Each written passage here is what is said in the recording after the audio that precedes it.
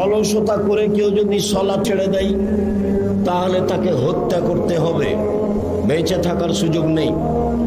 ইমাম আবু হানিফা রাহিমাহুল্লাহ বলেন, কেউ যদি অলসতা করে সালাত ছেড়ে দেয় জেলখানায় বন্দি করে পিটিয়ে সালাত আদায় করাতে হবে। বর্তমান আরবি বিদ্বানগণ বলেন, স্বামী সালাত আদায় করে স্ত্রী করে না, স্ত্রী সালাত আদায় করে স্বামী করে না, তাহলে বিভাগ কেটে গেছে।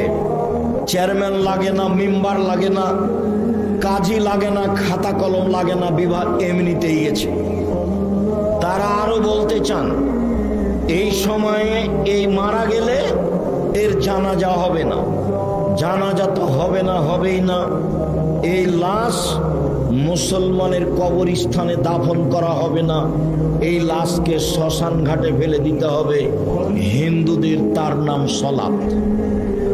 এর পরেও সলাত যতই ভিন্ন ধরনের ইবাদত হোক না কেন, কেউ যদি বলে এটা সেম, রোজা সেম, সলাত সিয়ামের সমপর্যায়ের ইবাদত, তাহলে ভুল হবে। সিয়াম এমন একটি ইবাদত যার সমপর্যায়ের ইবাদত পৃথিবীতে নেই।